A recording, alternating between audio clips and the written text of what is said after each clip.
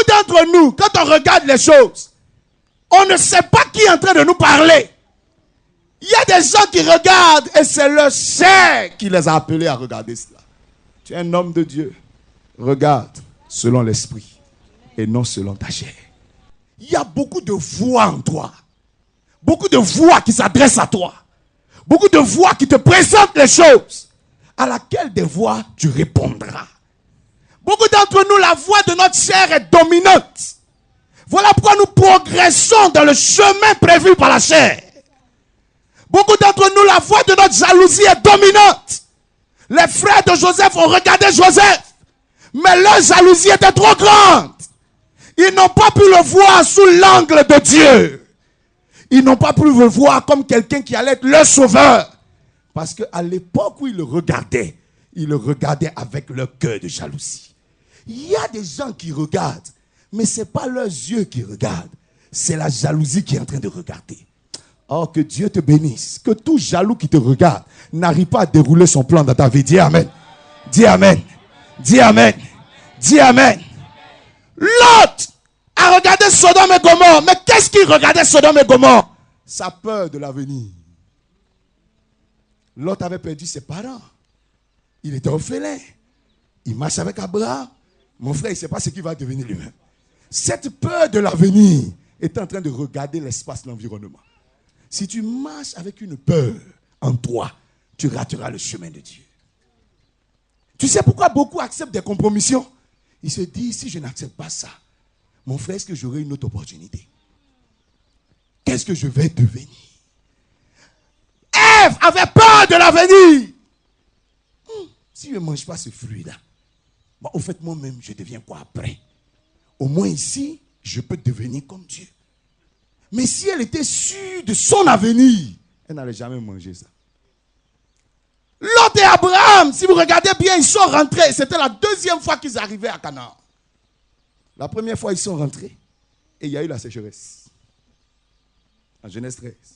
Ils sont partis à Sodome et Gomorrhe. Ils sont partis dans un pays. La Bible dit là-bas, Abraham avait aussi une peur dans son cœur. Alors il a dit à sa femme, tu diras aux gens que tu es ma soeur. Sinon on va me tuer. Vous voyez que la peur le dominait. Il parle selon sa peur. Il opère selon sa peur. Beaucoup d'entre nous ici, nous marchons, mais avec une peur en nous. Je deviens quoi? Qu'est-ce qui va m'arriver? Etc., etc. Tout ce qui est dans notre vie aujourd'hui a été choisi par cette peur.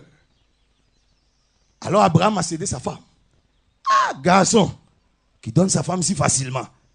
Mon frère, c'est que la peur a parlé. Et lui-même, il est d'accord, il dit ça fait rien. C'est la peur qui fait ça. Sinon, je ne pense pas que le prophète Katia peut faire des choses comme ça. En temps normal, si tu approches sa femme, tu vas savoir qu'il était professeur de gym. Mais à ce carrefour-là, Abraham était encore peureux, n'est-ce pas? Dieu le tire dans une expérience. La Bible dit, il cède sa femme et Dieu se lève, lui, il n'a pas peur. Abraham a commencé à être riche à cause de la peur. Est-ce que vous savez qu'il y a des gens qui sont riches ici, c'est la peur qui les enrichit? Tu ne comprends pas ce que je suis en train de dire? C'est parce que tu n'avais pas confiance en ton avenir que tu as cédé à ces choses. Donc ce n'est pas la bénédiction de Dieu qui est venue. Ce n'est pas la foi qui t'a enrichi.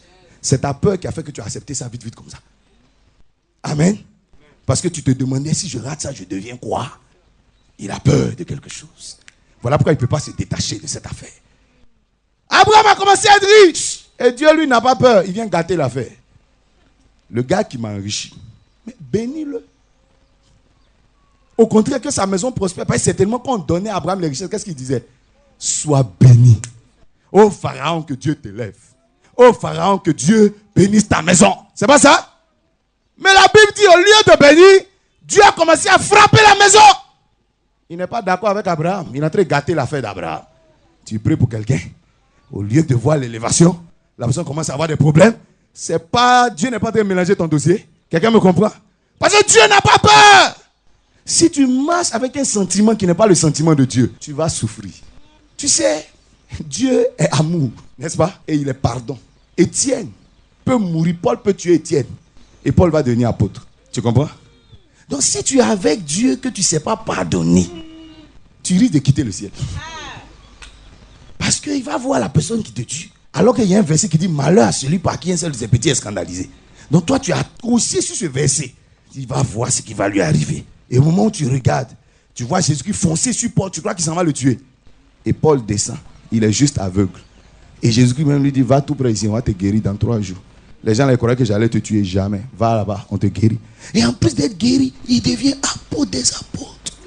Donc toi-même, tu es dans la confusion. Tu te demandes si Jésus-Christ c'est ton Seigneur aussi. Ou bien toi, il ne t'aime pas assez. Et quand il finit de dire, il te regarde. Tu dis quoi, Étienne? C'est d'accord ou bien c'est pas d'accord? Dis à ton voisin, est-ce que tu as le même sentiment que lui? Lui voit la mer, le vent contraire. Et il dit, traverse. Avant que je ne vienne. Tu sais pourquoi on a des difficultés à foncer avec Dieu? C'est qu'il voit une chose impossible. Mais c'est impossible pour nous. Et lui te dit, va. Et il te parle tellement facilement que tu crois que c'est simple. Mais le vent est contraire. Ce que tu ressens en toi n'est pas ce qu'il ressent en lui. On ne peut pas progresser ensemble si on n'est pas habité par les mêmes sentiments. C'est difficile. Beaucoup se séparent à des carrefours à cause des sentiments qu'ils ont en eux. Abraham a vu sa femme qui était partie par la peur revenir. Dieu est descendu dans la maison de Pharaon. Il a frappé Pharaon et toute sa maison. La Bible dit Pharaon finalement va découvrir la vérité qu'Abraham cachait. Dieu a exposé la chose. Et Pharaon vient dire à Abraham, mais pour qu'est-ce que tu m'as fait? Le cœur d'Abraham certainement a commencé à battre. Wow, le gars là m'a attrapé. Mais c'était ta femme. Pourquoi tu m'as caché ça? Hey, Pharaon, c'est pas moi. Hein? Tu imagines le roi rentrer dans toute son autorité. Mais en plus, c'est que sa maison est en train de souffrir. Donc certainement, il y a un problème en lui. Et il vient vers toi. Abraham a dû se dire, je vais mourir aujourd'hui. Et quand Pharaon conclut, il dit, tu ne mourras pas. Prends ta femme, va avec elle. Prends tous tes biens. Et il les a chassés. Abraham était étonné. Donc le mensonge là, je n'étais pas obligé de mentir. Alors. La peur que j'avais, c'était pour rien alors. Voilà ce qui donne à Abraham le courage au carrefour de Sodome et Gomorrhe. Le courage d'attendre Dieu. Il a une expérience qui a déjà ôté la peur de l'avenir dans son cœur. Mais l'autre n'a pas eu cette expérience. Donc quand il arrive au carrefour de Sodome et Gomorrhe, il voit à droite un désert, Canaan. Il voit à gauche Sodome et Gomorrhe, c'est déjà une plaine. Il se dit, mon frère, au lieu de m'aventurer dans les choses incertaines, il vaut mieux aller dans ce que je vois. Beaucoup d'entre nous, nous n'avons pas cette expérience avec Dieu. Assieds-toi. Si tu n'as pas encore eu assez confiance en Dieu, ne le suis pas. Ne fais pas ça. Si tu n'as pas eu assez confiance en Dieu, ne me permets pas de te consacrer.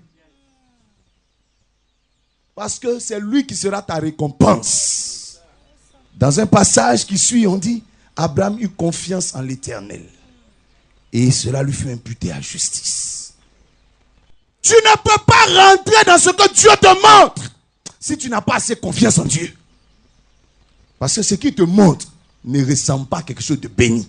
Ce que le diable te montre ressemble à la bénédiction. Mais ce que Dieu dit, je te montrerai, ça ne ressemble pas à la bénédiction. Est-ce que quelqu'un comprend ce que je suis en train de dire? Pourquoi beaucoup d'entre nous n'arrivent pas à progresser avec Dieu? Parce que nous n'avons pas assez confiance en lui. Ce qu'il nous montre ne ressemble pas à ce qu'il nous a promis. Mais le diable, vous savez, lui, il est là, il a l'art des précipitations. Il a voulu se précipiter sur le trône. Donc, il a toujours été pressé. Vous comprenez? Il est toujours pressé, on ne sait pas pourquoi. Le diable, il précipite la chose. On t'a dit, tu seras béni, non, tiens. Quand la peur de l'avenir naît en toi, tu commences à accepter ce que le diable te montre. La Bible dit, Sarah à un carrefour. Elle a commencé à sentir en elle aussi la peur de l'avenir. Elle a dit à Abraham, prends ma servante. Elle est en train de vieillir aussi. Il ne faut pas que tu aies deux vieilles autour de toi. Pendant qu'elle est encore jeune, qu'elle peut enfanter, Mon frère, il faut l'apprendre. Parce que l'avenir semble incertain. Dis à quelqu'un, l'avenir est certain. Et répète encore, dis avec Jésus-Christ, l'avenir est comment? Certain. Je veux qu'au sortir de cette convention, tu comprennes que pour progresser avec Dieu, il faut avoir confiance en lui. Et pourquoi il faut avoir confiance en lui? Parce que l'avenir dans lequel vous progressez est certain.